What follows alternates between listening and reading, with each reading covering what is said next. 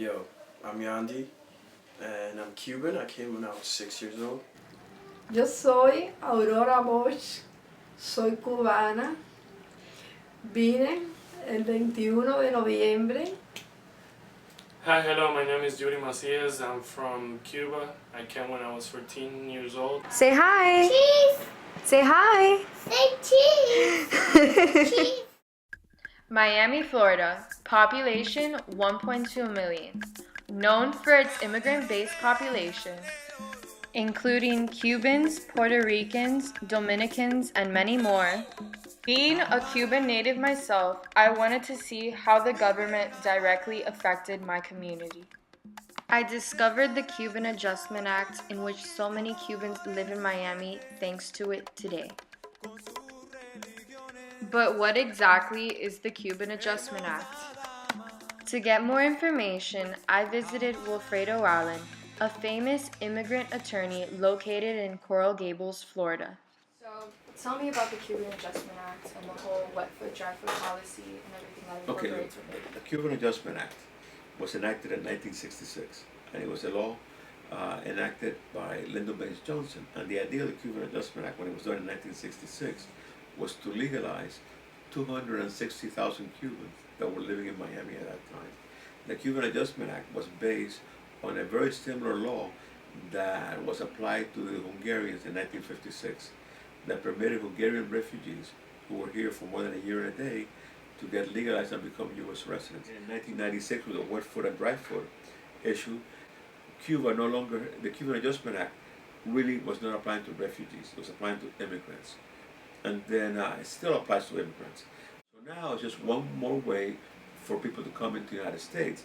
Now you have an average of 40,000 Cubans coming in every year. How has the Cuban Adjustment Act affected Miami in a positive way? When you look at a lot of the developments in Miami in housing, a lot of that is money that the Cubans have brought to Miami, not money from Cuba, but Cuban engineers who went and brought a lot of money from Venezuela, a lot of investments from Colombia, a lot of investments from Argentina. All of that has grown because of the base that the Cuban community has provided. The first director of a TV station in Spanish was a Cuban. The first woman to be the director of a TV station, Hispanic, was a Cuban. And you have hospitals, schools, funeral homes. You could be born in a hospital owned by a Cuban and be buried in a funeral home owned by a Cuban. And not by Hispanics also, because Miami is the only city where Hispanics, not only Cubans, but Hispanics, have political power. Nobody gets elected in Miami without the Hispanic vote. Judges don't get elected without the Hispanic vote. Senators don't get elected without the Hispanic votes. The Hispanics in Miami, not only Cuban, but Argentinians, Colombians, Venezuelans, they have a very strong economic impact in this community, a very strong political impact in this community, and a very strong social impact in this community. And it's the only community in the United States where the Hispanics really have a word in every aspect of society. When it comes to local TV stations, radio stations, in every aspect of the media, you have a very strong Hispanic influence. And the base of that influence, the way it grew, was the investment by Cubans here in the community. And not only the investment in money, but the investment in intellectual talent, the investment in efforts and work. So when people come to Miami now, and they see what Miami is, they don't realize that just 40 years ago, being Hispanic in Miami was zero. Nowhere to go. At one time, there were more Cuban lawyers in Miami than Hispanic lawyers in the United States. And that would show you the growth of a professional base, of a professional class of people. And that's reflected in the community that we have today. So, Hi, my name is Isis Sotolongo. I'm Cuban. I came to this country 8 years ago, and I'm happily living in the United States thanks to the Cuban Adjustment Act. My name is Jorge Sotolongo. I'm a Cuban American, and I'm living at the U.S. thanks to the Cuban Adjustment Act.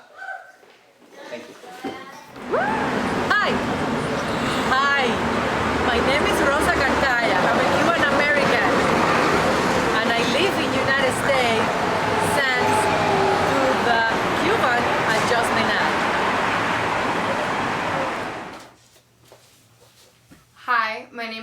Sotolongo. I'm a Cuban American, and I live in the United States thanks to the Cuban Adjustment Act.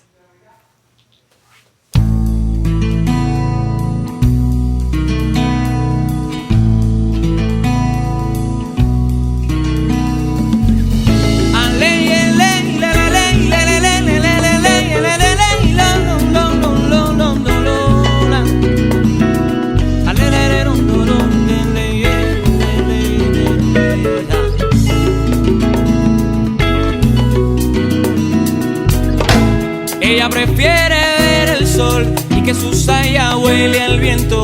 Ella prefiere visitar la playa folclórica y convencional. Esa mujer es un animal de la luz. Ella se queda con todas mis musas.